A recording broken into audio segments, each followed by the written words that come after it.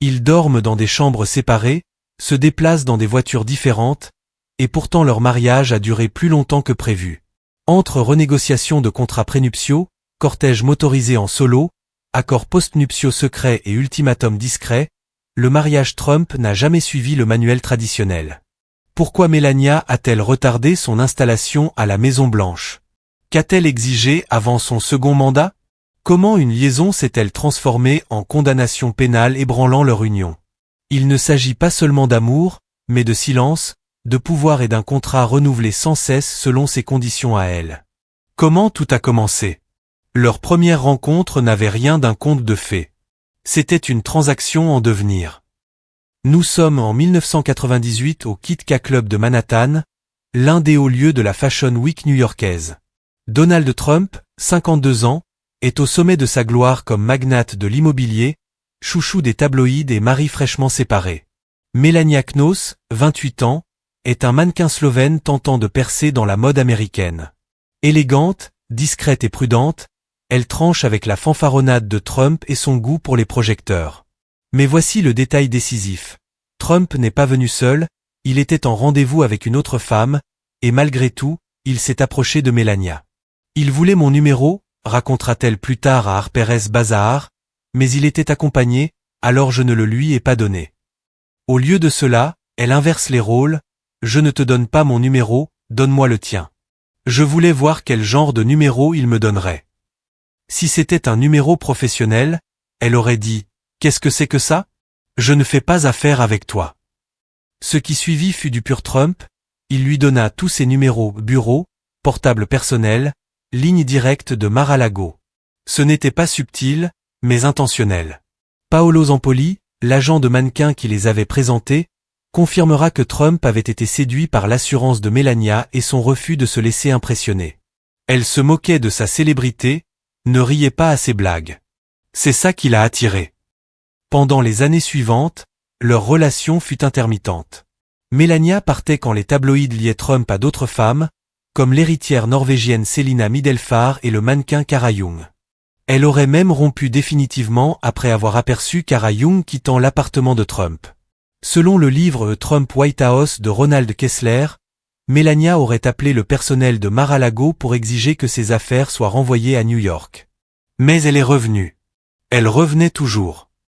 Lorsqu'ils se sont mariés le 22 janvier 2005 à l'église épiscopale Bethesda by the Sea à Palm Beach, Trump entamait son troisième acte, promoteur immobilier, magnate de la télé-réalité, futur acteur politique. Melania, 34 ans, portait une robe Dior de $100 000 pesant près de 27 kg.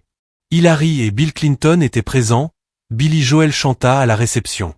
Pourtant, même alors, les signes montraient que ce n'était pas une histoire d'amour traditionnelle. Trump finalisait son divorce avec Marla Maple quand il a commencé à fréquenter Melania, un schéma familier, sa liaison avec Maple ayant mis fin à son premier mariage avec Ivana Trump. Il déclara à Primetime Live que si Ivana ne l'avait pas découvert, ça aurait peut-être continué. De son aveu, la monogamie n'était pas une priorité. Ce qui comptait, c'était l'apparence. Peu après le mariage, sur Larry King Live, Trump offrit un aperçu de sa vision conjugale, « Je ne vais pas faire la cuisine. Il se peut même que je ne voie jamais les enfants, lança-t-il en riant. Elle sera une mère incroyable. Je serai un bon père en faisant mes affaires. » C'était une répartition des rôles, lui au gros titre, elle au foyer.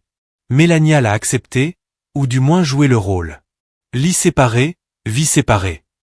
Lorsque Melania a donné naissance à Baron en mars 2006, elle entra pleinement dans son rôle de mère présente, éloignée des médias. Pour être avec un homme comme mon mari, confia-t-elle à ABC News, il faut avoir une vie très indépendante. Mais cette indépendance fut négociée. Après la victoire de Trump en 2016, Melania retarda son installation à Washington. Officiellement, pour que Baron termine son année scolaire à New York. Mais selon Marie Jordan dans The Haroffer Deal, ce délai était une stratégie pour renégocier son contrat prénuptial, obtenant des garanties financières pour elle et Baron en cas d'effondrement du mariage. Elle n'allait pas déménager tant qu'elle n'avait pas ce qu'elle voulait, confia une source à Vanity Fair. Son pouvoir de négociation était maximal.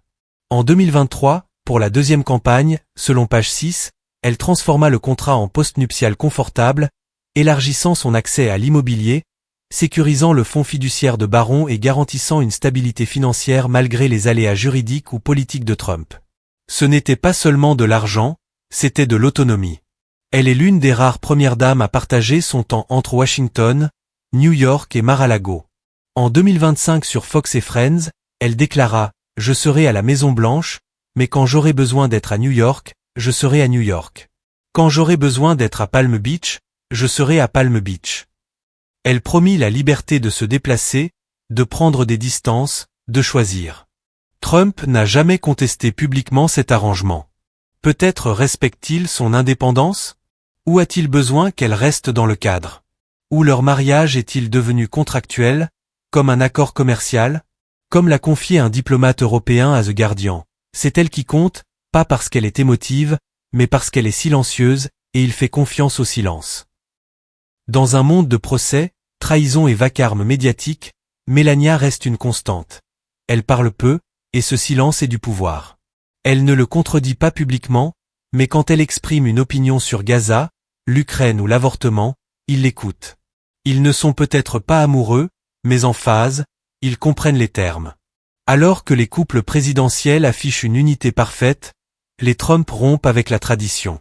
Selon Michael Wolff dans Fire and Fury, ils ont des chambres séparées depuis des années à la Trump Tower, à la Maison-Blanche et à Mar-a-Lago. Ils n'habitent clairement pas un mariage tel que nous le définissons, déclara Wolff en 2018. Ils sont séparés. La Maison-Blanche qualifia Wolff d'imbécile délirant. Mais le comportement parle, depuis la seconde investiture, Melania a passé moins de 14 jours à la Maison-Blanche. Même ensemble, ils restent séparés. Le 25 avril 2025, pour son 55e anniversaire, après les funérailles du pape François, Trump monta dans Marine One, Melania repartit dans une voiture séparée. Pas de main dans la main, pas de célébration. 2 véhicules, 2 directions, 2 vies. Sorties séparées, vies séparées. L'histoire d'infidélité de Trump projette une ombre sur leur mariage. Le schéma apparu fin 1980 avec sa liaison avec Marla Maple, explosant son mariage avec Ivana après une confrontation à Aspen. Trump n'était pas discret, une belle petite amie, une belle épouse, tout est beau, vanta-t-il sur Primetime Live en 1994, ajoutant que si Ivana ne l'avait pas découvert, il aurait continué les 2 relations. La vie était un vrai panier de cerises, souriait-il. Cette attitude persista. En janvier 2018, le Wall Street Journal révéla que Stormy Daniels affirmait une relation sexuelle avec Trump en 2006, mois après la naissance de Barron, lors d'un tournoi de golf à Lake Tahoe. Elle décrivit une rencontre transactionnelle, Trump la comparant à Ivanka et laissant entendre une apparition dans The Apprentice. Trump nia, Michael Cohen reconnut avoir versé $130 000 de hush money à Daniels avant 2016, via une société écran déguisée en frais juridiques. Cela mena en 2024 à la condamnation de Trump pour 34 chefs d'accusation, premier ex-président coupable d'un crime. Pour Melania, la blessure précéda le verdict. Elle resta silencieuse publiquement, mais agit. Jour après l'article, elle annula Davos pour problème d'agenda. Puis, au discours sur l'état de l'Union 2018, elle arriva en cortège séparé, entra par une autre porte, en tailleur pantalon blanc vu comme protestation. Selon Stephanie Grisham, Melania était furieuse. Elle voulait que Donald se sente humilié. Le personnel nota le changement. Elle cessa les réunions, évita les photos, se montra froide. Comme le résuma Kellyanne Conway, Melania était comme de l'acier.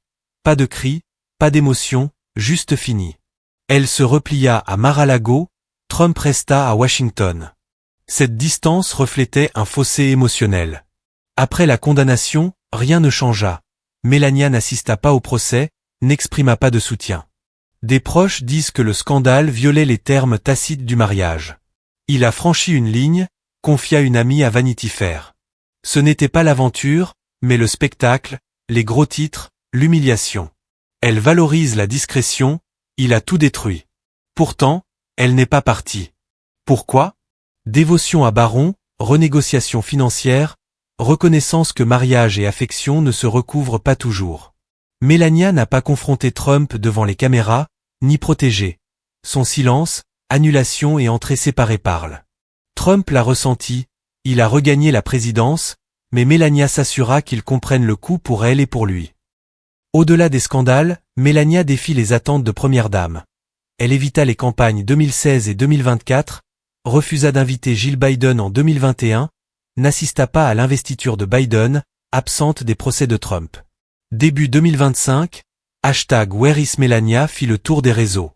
Selon Kate Rogers dans American Woman, en privé, il se heurtait sur des détails comme la TV ou la décoration. Melania s'aménagea sa suite à la Maison Blanche comme à la Trump Tower. Ils vivaient dans le même bâtiment, mais pas le même espace. Présente, mais pas avec lui.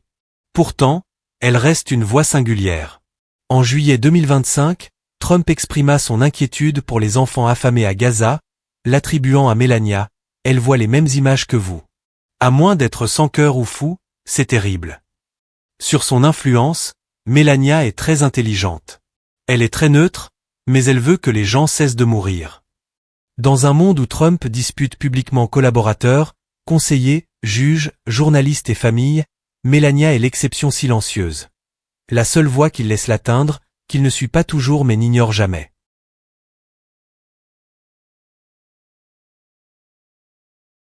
Pour leur 20e anniversaire, Trump posta sur Instagram une photo de dos, marchant côte à côte sans se toucher. « Tu es une épouse extraordinaire et une mère merveilleuse. Joyeux anniversaire de mariage, Flotus. » Aucune mention d'amour, aucun signe d'intimité. Melania n'a rien publié. Dr Wendy Walsh qualifia la scène de sinistrement professionnel. Suzanne Trombetti estima que la relation fonctionnait sur l'apparence et l'autopréservation. Elle est humiliée publiquement, mais ne part pas. Pas encore. Melania n'élève pas la voix, n'imite pas la compassion. Elle observe, calcule, choisit son moment. Ce silence, que Trump ne peut acheter, contrôler ou prévoir, est sa carte la plus puissante. Qu'est-ce qui les maintient ensemble? La question entre chaque photo floue, salut figé, regard maladroit. Si froid et distant, pourquoi Melania n'est-elle pas partie? Pour certains, Baron, elle place son rôle de mère au-dessus de tout. Ma priorité absolue, c'est d'être une maman. Elle resta en retrait pendant les campagnes 2016 et 2024 pour protéger Baron de la politique. D'autres pointent l'argent, elle renégocia son contrat prénuptial 2 fois 2017 avant Washington, 2023 pour le second mandat. Selon page 6 et Vanity Fair, le post-nuptial renforça sa sécurité et un fonds fiduciaire pour Baron. Manœuvre pour un filet de sécurité en cas de scandale ou rupture. Puis l'image, Melania a façonné une marque distante, élégante, illisible. Elle ne se confie pas, ne pleure pas, ne donne pas à la presse ce qu'elle attend. En restant, elle contrôle le récit, pas une ex-épouse amère, mais une forteresse. Dans l'univers de Trump, l'image est une monnaie. Sur Fox et Friends début 2025, elle posa ses limites, je serai à la Maison Blanche. Mais quand j'aurai besoin d'être à New York, je serai à New York. Quand j'aurai besoin d'être à Palm Beach, je serai à Palm Beach. Aucune promesse, juste la liberté selon ses conditions. C'est peut-être leur seul accord, autonomie en échange des apparences. Une relation sur trajectoire parallèle croisant rarement. Elle a fixé ses règles et Trump les a acceptées, expliqua un ancien conseiller, parce qu'elle est la seule qu'il ne peut contrôler, et étrangement, c'est pour ça qu'il la respecte. Un diplomate européen à The Guardian, c'est elle qui compte, pas parce qu'elle est émotive, mais parce qu'elle est silencieuse, et il fait confiance au silence. Ce silence a fait de Melania un facteur de stabilité dans le chaos de Trump. Elle ne le contredit pas publiquement, commente rarement les scandales. Mais quand elle parle Gaza, Poutine, famille, ça résonne différemment. Ils ne sont peut-être pas amoureux, mais alignés, deux marques, héritage, réputation liée par préservation mutuelle. Certains mariages se brisent par trahison ou ennui. Le leur dure parce qu'ils fonctionnent fonctionnellement, stratégiquement, transactionnellement. Peut-être est-ce ce qu'ils ont toujours voulu? Au final, ce n'est pas une histoire d'amour, mais un partenariat fondé sur l'image, le silence et l'intérêt réciproque. Melania et Donald mènent des vies séparées en coulisses, mais restent alignés publiquement, liés non par la passion, mais par un objectif commun. Ils n'ont pas besoin de beaucoup parler. Distance, accord, apparition contrôlée parlent pour eux. Qu'est-ce qui unit vraiment? Amour, loyauté ou levier de pouvoir? À vous de décider. Dites-le nous en commentaire, aimez, Abonnez-vous et activez la cloche pour d'autres histoires méconnues.